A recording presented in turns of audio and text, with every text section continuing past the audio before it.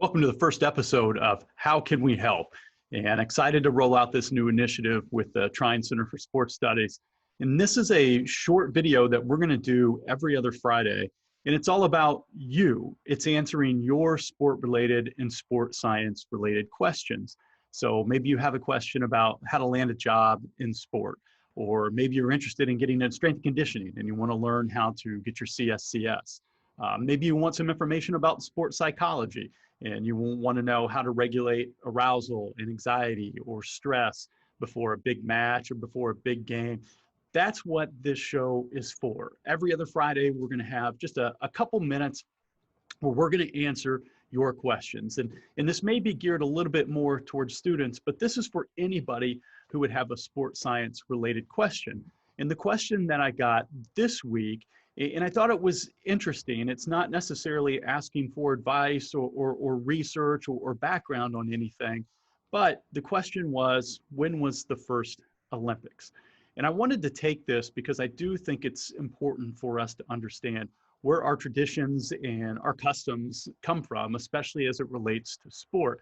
In the first ancient Olympics, we have the ancient Olympics and the modern Olympics. The first ancient Olympics were in Olympia, Greece, hence the name Olympics, in 776 BC.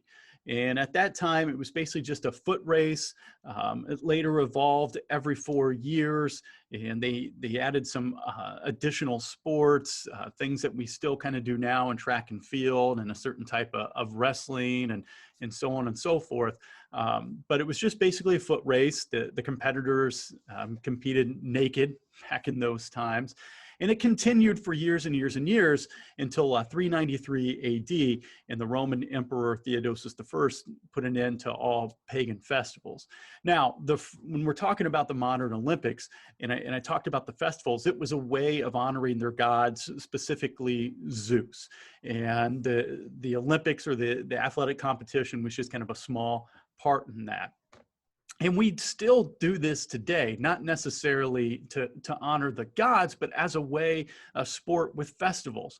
If you've ever been to especially big time college football games, or even small college football games, but certainly big time college football games, what do we usually like to do before NFL games? What do we usually like to do? We're tailgating, we're with friends. It's not just the game, it's the experience.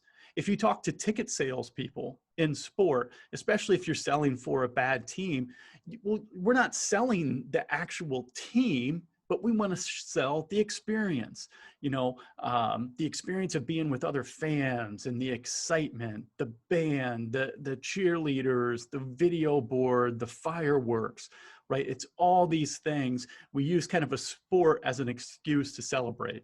When we're going to do this here in a couple weeks with the Super Bowl, when we have our big Super Bowl parties, the games part of it, but wow, it's fun to watch the commercials, and it's fun to eat nachos and wings and just the community and the fellowship that we have with that.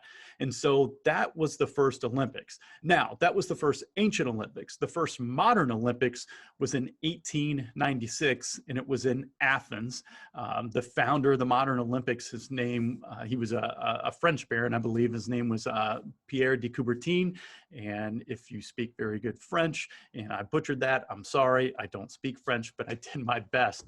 And it was a way to revive those old festivals, and not necessarily as a way to honor the gods, but as a way to kind of bridge the gap between nations, to bring people together with sport. And that's where I think the power of sport lies, is the ability to bring people together.